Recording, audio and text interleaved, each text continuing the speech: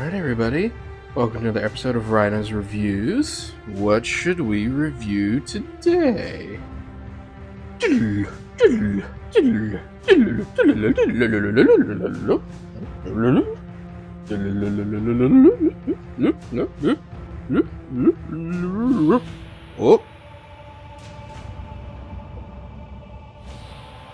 Da-da-da-da-da. Da-da-da-da-da. Da-da-da-da-da. Greetings, everyone.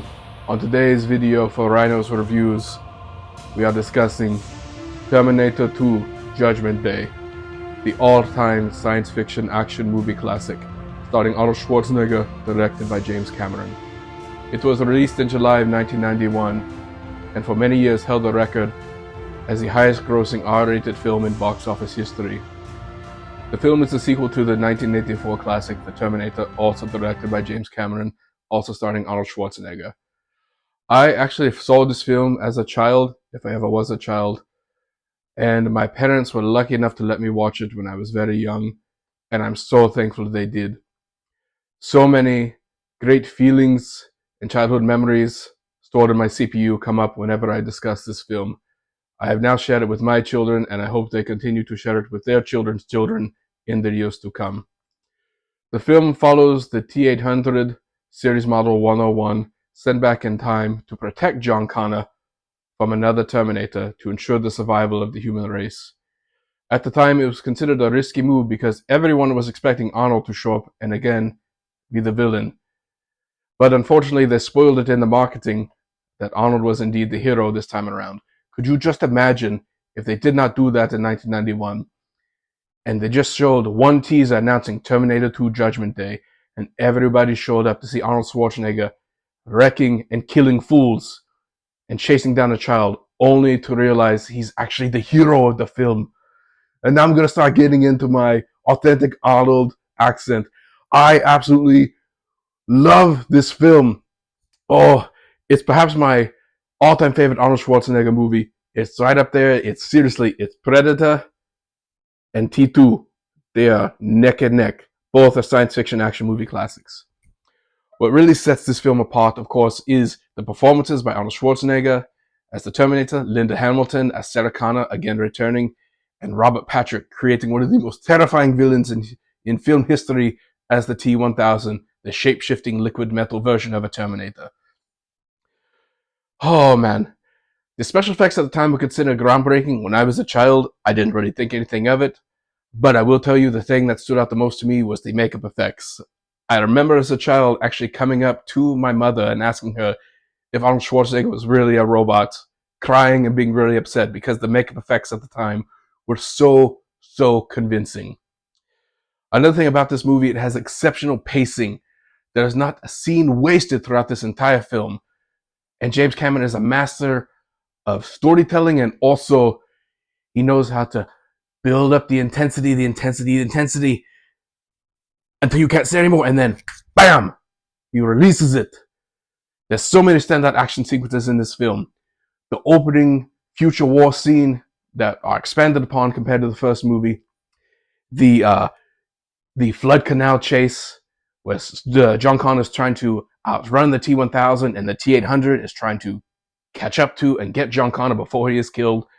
Oh, so good. And of course, we have the entire escape sequence from the mental hospital where Sarah Connor is being held. And then, of course, who could forget basically the entire third act once they make it to Cyberdyne Systems and they try to, change history, change their fate, destroy the CPU from the original Terminator, destroy the arm from the original Terminator. They try to change the course of history and they try to alter the destiny. Everything from Cyberdyne Systems throughout the end of the film is perfection.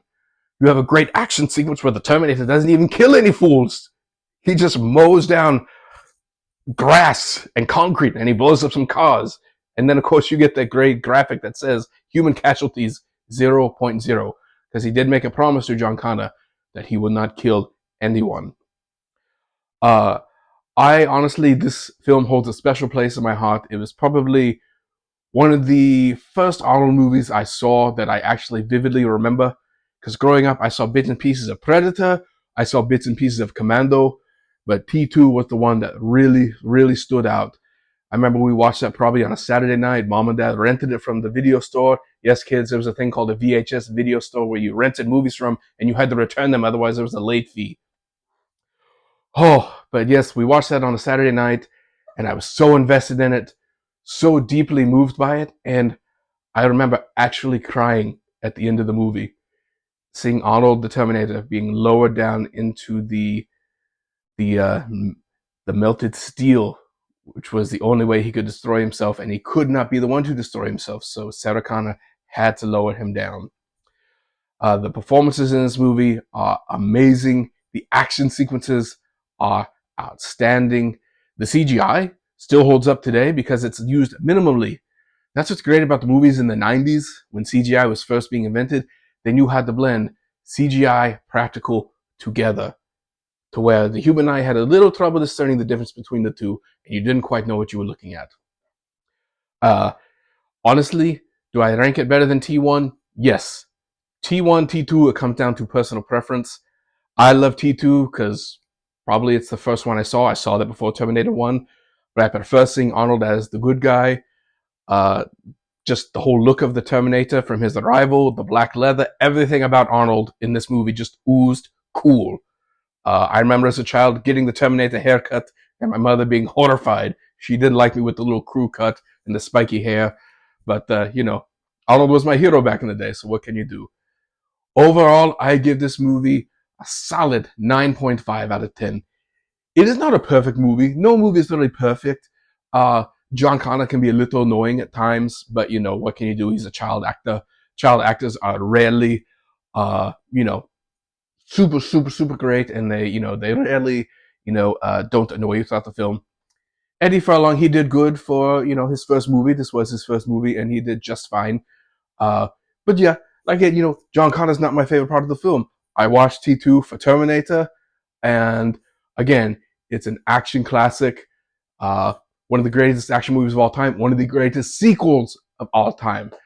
In fact, I might talk about another one of the greatest sequels of all time coming up in another review. Aliens. So that'll do it for today's Ryhno's reviews. Thank you for watching. And if you have not seen T2, what are you doing? What are you doing? Get out. Do it now. You need to get to the video store. Get to the streaming store. Buy the 4K. Buy the Blu-ray. Buy something. You need to watch Terminator 2. It's a classic. Hasta la vista, baby.